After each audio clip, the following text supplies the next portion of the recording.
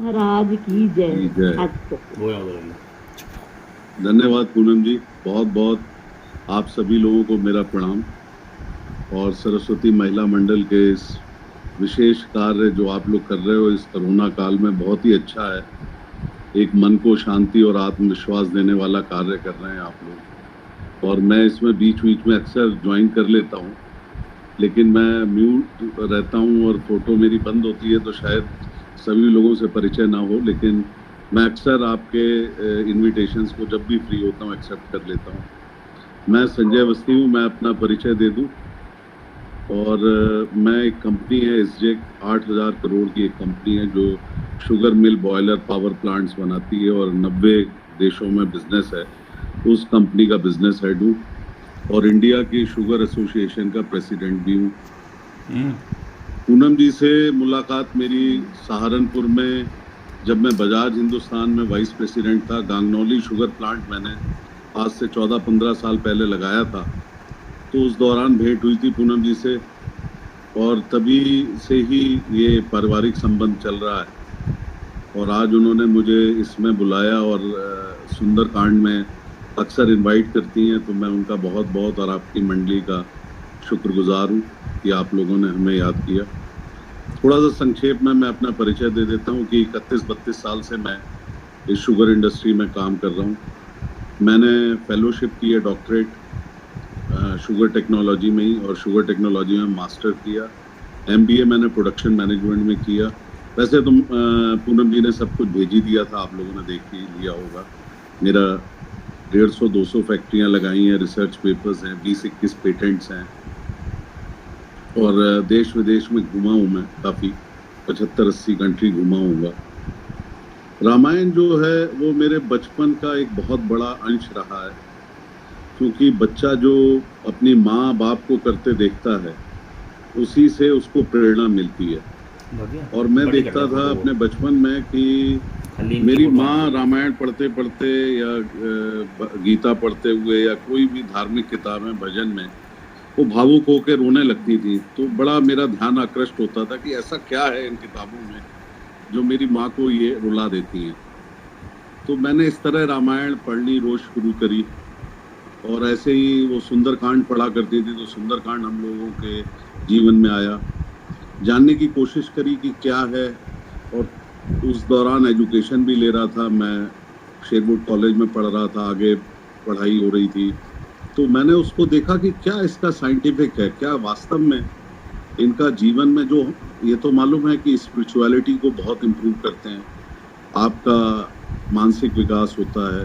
दर्शन हमारा और जो हमारी साहित्यिक संस्कृति है वो बहुत पुरानी है, परंतु क्या वास्तव में कुछ साइंटिफिक है? तो वो चीज़ मैंने जोड़ने की कोशिश की, और वो मैं थोड़ा सा आपको बताना चाहूँगा कि मेरे हिसाब से रामायण और महाभारत, भगवत गीता, ये सभी किताबें हमारी एक तरीके से मैनेजमेंट की टेक्स्ट बुक हैं। और आज भी बहुत सारी इंटरनेशनल यूनिवर्सिटीज़ की लाइब्रेरी में ये बुक्स अवेलेबल है। दे स्टिल फील कि वो लोग जाएं और इन्हें पढ़ें, क्योंकि आप अगर देखें तो ये जो रामायण है वो पूरा बेसिकली देने का काम है। रामचंद्र जी ने अपने पूरे जीवन काल में केवल दिया ही दिया। वो चाहते, बहुत सारे एग्जाम्पल थे, मतलब वनवास ना लेते, बचपन में राजसी ढंग से काम कर सकते थे, उनका बचपन भी ऋषि के आश्रम में बीता, तो वो सब ना करके वो राजसी सिंहासन मजे भोग सकते थे, परंतु उन्होंने नहीं किए। जब किष्किंधा पर्वत पे जाके उनका बाली और सुग्रीव में से उन्हें चुनना था, तो भी उन्होंने दुखी सताए हुए लोगों का साथ दिया, बाली को नहीं उन्होंने चुना। जबकि अगर वो बाली को शायद चुनते तो वो जानते थे कि इसने रावण को 7 महीने अपनी बगल में दबा के रखा, तो कितना बलशाली है ये। और बाली को वरदान था कि उसके सामने जो आएगा उसका बल आधा हो जाएगा, परंतु स्टिल ही हैज चोजन, उन्होंने सुग्रीव को किया। कोई राज नहीं बढ़ाया। अयोध्या हमारा एक इतिहास में उदाहरण है कि इतना बड़ा वंश इक्ष्वाकु वंश हुआ है जिसमें रामचंद्र जी पैदा हुए। कोई, उन्होंने जब दूसरे राजाओं को जीता तो केवल धर्म का प्रचार प्रसार किया, खुद राज्य वहां तक नहीं बढ़ाया। लंका भी जीते तो विभीषण को राजा बना के चले आए। ये नहीं कि अयोध्या को वहां तक फैला देते कि हमारा यहाँ तक शासन है। किष्किंधा में बाली को मारा तो भी सुग्रीव को राजपाट दिया। तो बहुत सारी चीजें क्या देना होता है वो उन्होंने इसमें सिखाया कि किस तरह वीकर सेक्शन को साथ लेके एकता पे बल दिया कि अगर वीक भी है पीपल, अगर लेकिन आपके साथ बहुत लोग जुड़ते हैं तो आपकी एकता में बहुत शक्ति है। दूसरा एम्पावरमेंट किया कि जैसे उनके भक्त थे, रावण को उन्होंने 1 मिनट में मार देना था, लेकिन उन्होंने सभी जो शक्तियों का आदर किया, जिस तरह से हर अपने साथी को उसमें योगदान दिया उनके सेवकों ने, वो भी एक तरीके का एम्पावरमेंट है, एक तरीके की डेलिब्रेशन ऑफ पावर है जो उन्होंने देने की चेष्टा करी। अब अगर बात करें तो सुंदरकांड की, कि सुंदरकांड ही क्यों पढ़ा जाता है, देखा जाए तो 7 कांड हैं पूरे रामायण में, वही सुंदरकांड, जबकि ये भी नहीं कि ये सबसे बड़ा है या ये सबसे छोटा है, क्योंकि सबसे छोटा किष्किंधा कांड है और सबसे बड़ा बाल कांड है, लेकिन उसके बावजूद भी सुंदरकांड को ही पाठ किया जाता है। इसमें हम सभी लोग जानते हैं कि 3 श्लोक हैं, 2 छंद हैं, 58 चौपाइयाँ हैं, 60 दोहे हैं, 6241 शब्द हैं और सभी लगभग 6241 में से 30-40% शब्द प्रेरणादायी हैं, मोटिवेट करते हैं या आपका आत्मविश्वास बढ़ाते हैं। तो पूरे इस काव्य पाठ में, जो कि रामचरितमानस है, तुलसीदास जी का लिखा हुआ, या वाल्मीकि की रामायण है, उन सभी में ये एक अकेला कांड है जिसमें इतने ज़्यादा इंस्पिरेशनल वर्ड्स और इतना ज़्यादा आपके आत्मविश्वास को वृद्धि मिलती है।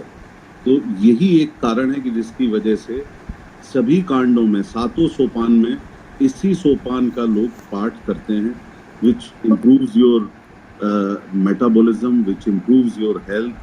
आपका नकारात्मक ऊर्जा ये इससे निकलती है और आप पॉजिटिव होते हैं, आपका आत्मविश्वास बढ़ता है।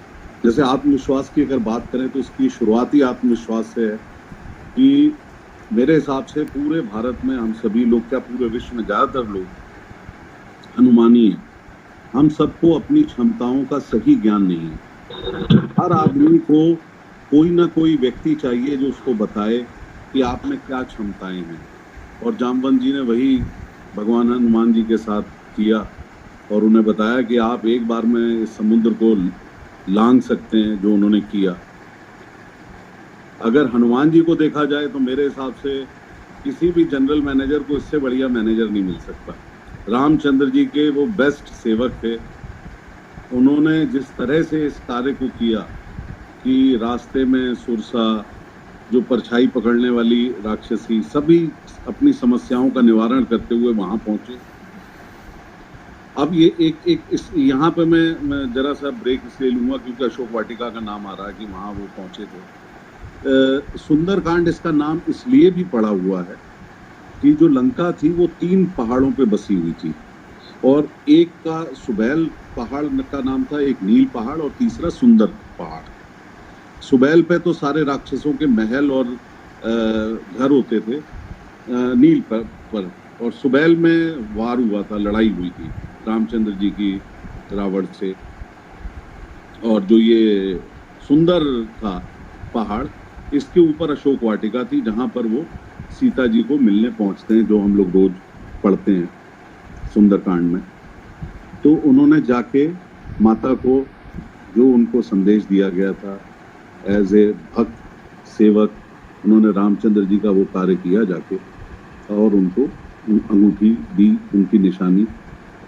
अब माता को जरा सा संशय हुआ कि क्या इसी प्रकार के वानर जीतने आएंगे, तो उन्होंने बड़ा रूप दिखा के वो आश्वासन भी दे दिया कि भाई घबराने की जरूरत नहीं है, मैं सबसे हल्का वाला हूँ और मैं ऐसा हूँ।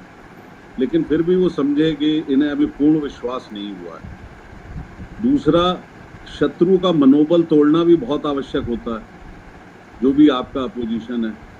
तो उन्होंने कहा अब जब माता से मिल लिए हैं, भगवान का काम कर दिया है, तो अब मुझे अपना विजिटिंग कार्ड रावण को भी दे देना चाहिए। तो विजिटिंग कार्ड, वरना प्यार से अपने फल खाते और चले जाते।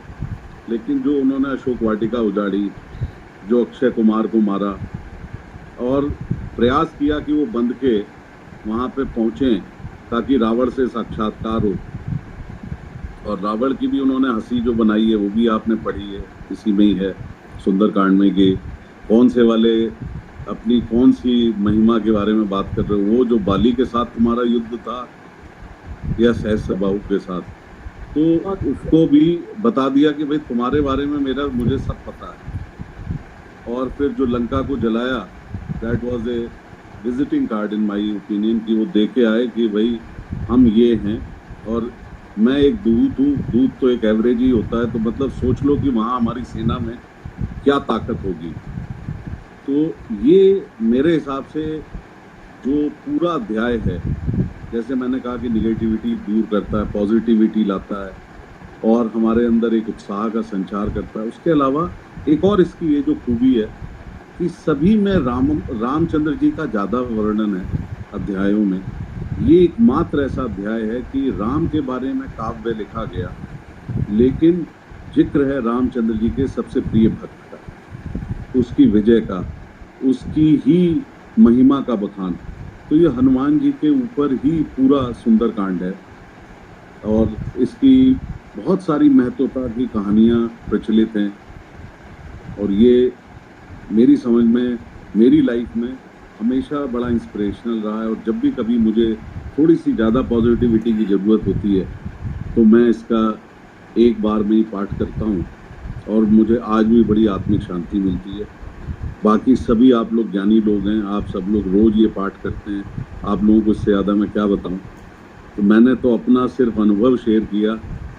इन सभी शब्दों के साथ मैं विराम देना चाहूँगा। जय श्री राम, जय श्री हनुमान। नमस्कार। आपका बहुत बहुत धन्यवाद संजय जी। पूरे सरस्वती महिला मंडल और पूरे जो भाई बहन हमारे साथ जुड़े हुए हैं, सबकी तरफ से आपका बहुत बहुत बहुत बहुत धन्यवाद। आपने इतने अमूल्य हमें बहुत अच्छी बातें बताई हैं, शायद हम लोगों को भी इस बारे में नहीं पता था। तो आपने अपना टाइम दिया और आगे भी हम चाहेंगे आप हमारे साथ ऐसे ही जब समय मिले आपको अपनी बिजी लाइफ से आप जरूर हमारा साथ ज्वाइन कीजिएगा और अपने परिवार को भी कहिएगा। आपका बहुत बहुत बहुत बहुत धन्यवाद संजय। मेरा परिवार भी साथ ही बैठ के सुनता है। वाह, नमस्कार।